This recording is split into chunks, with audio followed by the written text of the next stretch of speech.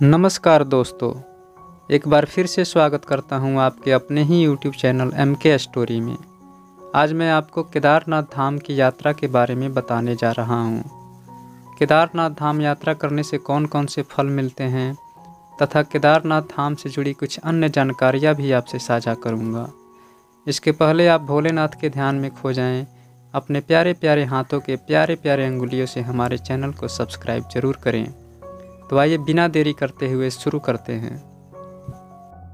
उत्तराखंड में मई माह से छोटा चार धाम की यात्रा प्रारंभ होती है। इसमें केदारनाथ की यात्रा भी होती है। केदारनाथ की यात्रा सही मायने में हरिद्वार या ऋषिकेश से आरंभ होती है। हरिद्वार से सोनप्रयाग 235 किलोमीटर और सोनप्रयाग से गौरीकुंड 5 किलोमीटर आप सड़क मार्ग से किसी भी प्रकार की गाड़ी से जा सकते हैं। गौरीकुंड से आगे लगभग 16 किलोमीटर का रास्ता आपको पैदल ही चलना होगा या आप पालकी या घोड़े से भी जा सकते हैं। अधिकतर लोग सोनप्रयाग या गौरीकुंड में रुकते हैं। तो आइए जानते हैं यात्रा का फल। भगवान शिव मुक्ति देने वाले हैं, वहीं जन्म देने वाले पालनहार और संहारक भी हैं। उनके दर पर दान मिलता है तो मृत्यु दंड भी। वे ही आदि अंत और अनंत ब्रह्म हैं।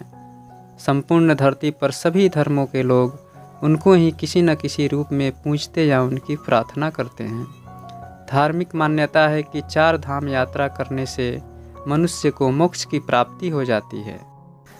केदारनाथ में शिव का रुद्र रूप निवास करता है, इसलिए इस संपूर्ण क्षेत्र को रुद्रप्रयाग कहते हैं। केदारनाथ का मंदिर उत्तराखंड के रुद्रप्रयाग जिले के रुद्रप्रयाग नगर में है। यहाँ भगवान शिव ने रौद्र रूप अवतार लिया था। देश के 12 ज्योतिर्लिंगों में सर्वोच्च है केदारनाथ धाम। मानो स्वर्ग में रहने वाले देवताओं का मृत्यु लोक को झांकने का यह झरोखा हो।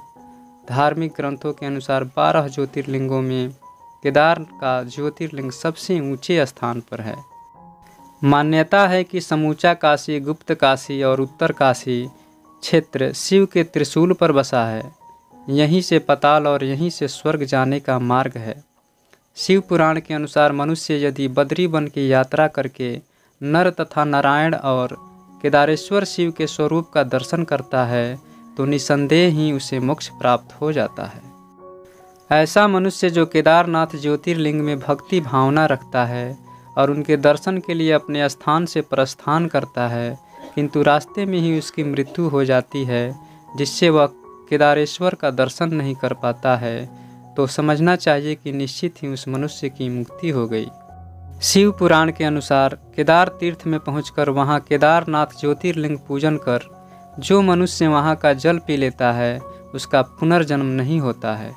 स्कंद पुराण में भगवान शंकर माता पार्वती से कहते हैं, हे प्राणेश्वरी, यह क्षेत्र उतना ही प्राचीन है जितना कि मैं हूँ। मैंने इसी स्थान पर सृष्टि की रचना के लिए ब्रह्मा के रूप में परम ब्रह्मत्व को प्राप्त किया। तभी से यह स्थान मेरा चिर परिचित आवास है। यह केदारखंड मेरा चिर निवास होने के कारण भूस्वर्ग के समान है। भगवान शंकर पांडवों की भक्ति दृढ़ संकल्प देखकर प्रसन्न हो गए थे। तब उन्होंने तत्काल दर्शन देकर पांडवों को युद्ध के पाप से पाप मुक्त कर दिया था।